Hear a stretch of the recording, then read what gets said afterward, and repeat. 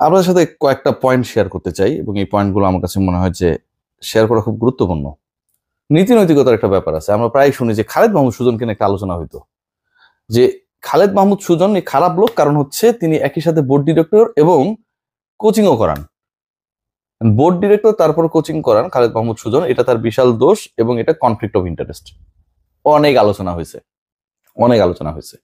আমার কাছে একটা জিনিস ভালো লাগতো যে খালেদ মাহমুদ সুজন কোনো চুরি করতো না, কোচিং করাইতো এবং পৃথিবীর সবাই এটা দেখতো যে খালেদ মাহমুদ সুজন প্লেয়ারদেরকে কোচিং করাইতেছে। কোচিং করে 2টা পয়সা ইনকাম করার চেষ্টা করতো। বাংলাদেশ ক্রিকেট বোর্ডে খালেদ মাহমুদ সুজন কখনো চুরি করছে, অনৈতিক কিছু করছে, অনৈতিক কি টাইপের অনৈতিক সেই আলোচনা আমি আসছি, এরকম কখনো তথ্য কেউ দিতে পারবেন না। ধরুন বাংলাদেশ ক্রিকেট বোর্ডের শীর্ষ পর্যায়ে কেউ একজন আছেন এবং তার কিছু বন্ধু বান্ধব আছে, তারা মদের ব্যবসা করছে। মেরি অ্যান্ডারসন সম্ভবত নামটা, ভাই আমার এগুলো এত মুখস্থ টুখস্থ থাকে না, তো এগুলোর সাথে পরিচিত কম। নারায়ণগঞ্জে, এটা নারায়ণগঞ্জের এখানে ঠিকানা যেটা আমি দেখতেছি, গুগলই আমার একমাত্র ভরসা। সেটা হচ্ছে নারায়ণগঞ্জের, এটা কোন জায়গায়, 1421 হচ্ছে এটার পোস্টাল কোড এবং এটা হচ্ছে পাগলাতে অবস্থিত। এটা একটা রেস্টুরেন্ট বার, ফ্লোটিং রেস্টুরেন্ট, যেখানে আপনি ভাসতে ভাসতে পান করতে পারবেন। এরকম একটা জায়গায়, এরকম একটা ব্যবসায় ধরুন ক্রিকেট বোর্ডের ডিসিশন মেকার কেউ এরকম একটা ব্যবসা করেন, শুধু ওখানে না আরো বিভিন্ন জায়গায় আছেন। ধরতে বলতেছি, সিরিয়াসলি বলতেছি না, আপনারা আপনাদের মতো করে গবেষণা করতে পারেন। It's open for all, citizen journalism চলুক। সেটা আসলে কতটুকু নৈতিকতার জায়গা থেকে ঠিকঠাক, আমি কিন্তু কারোর নাম বলছি না, আমি বলছি ধরতে পারেন, এটা নিয়ে একটু আমরা রিসার্চ করতে পারি। না হলে তো ভালো কথা, না হলে খুবই ভালো কথা, না হলে আমাদের মেহরাব হোসেন অফির মতো হাজি সাহেব হইলে ব্যাপারটা কতটুকু সাপোর্টেবল। যদি হয়, এটা কি আসলে সমর্থনযোগ্য? নতুন বাংলাদেশ, আমরা কত কিছু বলি। ধরুন আরেকটা ঘটনা, আপনি কোন একটা ট্যুরে গেছেন, বাংলাদেশ দল ধরেন সাউথ আফ্রিকার এগেনস্টে খেলছে এবং ওখানটায় বাংলাদেশ ক্রিকেট বোর্ডের শীর্ষ পর্যায়ের একজন কর্মকর্তা, শীর্ষ পদধারীদের একজন, তিনি তার বন্ধু বান্ধব সাঙ্গপাঙ্গ ফ্রেন্ড সার্কেলকে নিয়ে চিল করতে গেলেন, ঢাকা থেকে চট্টগ্রামে গেলেন, টিকিটগুলো আগে থেকে করা হয়েছে, আবার চট্টগ্রাম থেকে ঢাকাতেও আসলেন। ধরুন আসার সময় ওই পার্টিকুলার শীর্ষকর্তা, তিনি এবং তার ফ্রেন্ডসরা, তার ফ্রেন্ডসদের মধ্যে একজন স্পেশালি যিনি একদম চুর হয়েছিলেন, has no control on himself. ধরুন তিনি সেই এয়ারক্রাফটের ক্রুদের সাথে অসংলগ্ন কথাবার্তা বলা শুরু করলেন, উল্টাপাল্টা বললেন। কি টাইপের উল্টাপাল্টা সেটা আপনারা বুঝে নিতে পারেন। এন্ড ওই শীর্ষকর্তাও সেখানটায় রয়েছেন, পাওয়ারফুল ব্যক্তি, যার পাওয়ারফুল ফ্রেন্ডরা তার সাথে খেলা দেখতে গেছে। এরকম ঘটনা ধরুন ঘটছে বিমানের মধ্যে, এটা কি কোনোভাবে সাপোর্টেবল? এটা কি হইতে পারে? এরকম ঘটনা কি আপনারা চিন্তা করতে পারেন?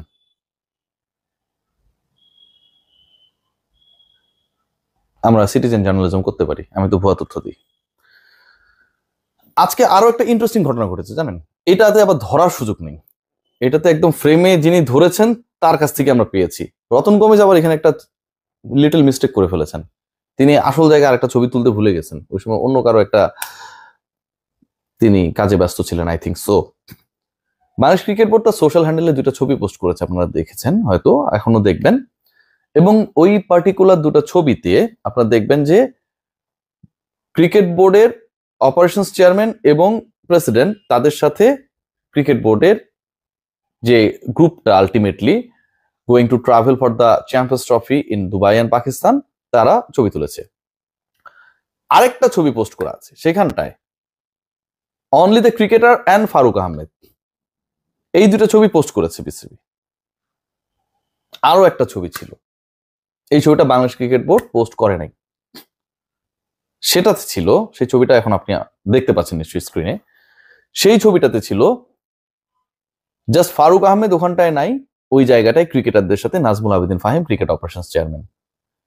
একজন সাবেক ক্যাপ্টেনের সাথে আমার আজকে কথা হচ্ছিল বিকালবেলা, সরাসরি ইন পার্সন। উনি বললো যে রিয়াসাত, বিসিবির ইতিহাসে এরকম ফাইজলামি কখনো দেখিনি, এরকম ফান কখনো দেখি নাই।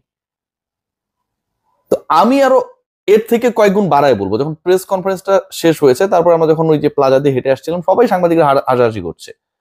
তো I was bit of late during the photo session. I was asking যে আসলে কি হইলো। বলে এরকম ঘটনা ভাই, একবার ফারুক ভাই ছবি তোলে, একবার ফাহিম ভাই আলাদা আলাদা করে ছবি তোলে, বিসিবি তো আমরা কখনো এরকম দেখিনি। ক্রিকেট বোর্ডে গ্রুপিংটা স্পষ্ট। I am not mentioning that Nazmul Abedin Fahim এই গ্রুপিং করছেন বা করেছেন। আমি এটাও বলছি না যে ফারুক আহমেদ এই গ্রুপিং বা করেছেন বা করছেন। কেউ একজন করছেন, কেউ একজন করছেন। ক্রিকেট বোর্ডে এই ঘটনা এর আগে কখনো ঘটে নাই। বাংলাদেশ দল অনেক বড় বড় ট্যুরে গেছে, কখনো ঘটে নাই, এবার হয়েছে। রতন গোমেজ মিস্টেকটা কোথায় করেছে? বিসিবির অফিসিয়াল ফটোগ্রাফার ফাহিম ভাইয়ের সাথে প্লেয়ারদের ছবিটা তিনি আসলে, আমার কাছে মনে হয় না যে বিসিবিকে তিনি একটা সাপ্লাই দিয়েছেন, থাকা দরকার ছিল। সেই ছবিটা পোস্ট হয় নাই। এখন ধরেন অনেক কিছু তো আমরা ধরাধরি করছি যে এমন কোন একটা কিছু ঘটে গেল, ফাহিম ভাই আরো পাওয়ারফুল হয়ে গেল, রতন গোমেজ তখন কি করবে? মজা করতেছি রতন দা, বাট আমার সব কথা মজা না নিশ্চয়ই। একটা ব্লেজার পরেছে না সবাই ক্রিকেটাররা, মেটালিক গ্রে। সেই ব্লেজারে 5 আর 6 কুলায় ফেলেছে। সেই ব্লেজারে 5 লিখতে গিয়ে চার্জ করা হয়েছে কিন্তু অনেক টাকা। রেমন্ড থেকে নাকি এগুলো সেলাই করা হয়েছে, আমি খোঁজখবর রাখছি। তো চার্জ করা হয়েছে অনেক টাকা, মোটামুটি বড় অঙ্ক চার্জ করা হয়েছে, কিন্তু 5 আর 6 গুলিয়ে ফেলেছে।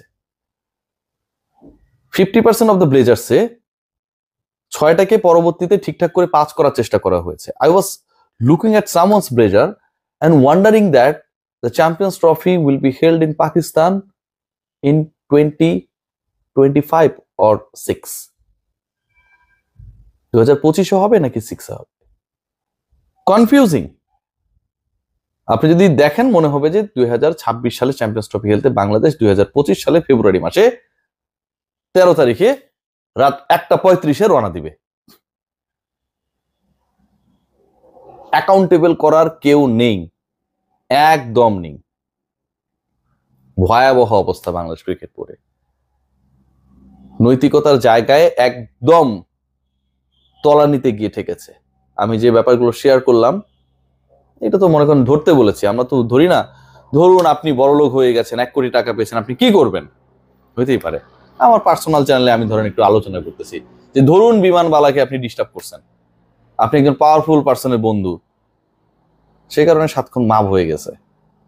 ধরুন আপনি পিসিবির মতো জায়গায় শুদ্ধ শুদ্ধ কথা বলেন, আপনি ব্যবসা করেন মদের, মাপ হয়ে গেছে। আসলে কি তাই? যা ধরতে বলছি সব কি ঠিকঠাক? না হয় ধরলাম না, কারণ নাম উল্লেখ করিনি। পার্সোনালি নেবেন না, টেনশন করার কোনো কারণ নেই। ভালো থাকবেন সবাই।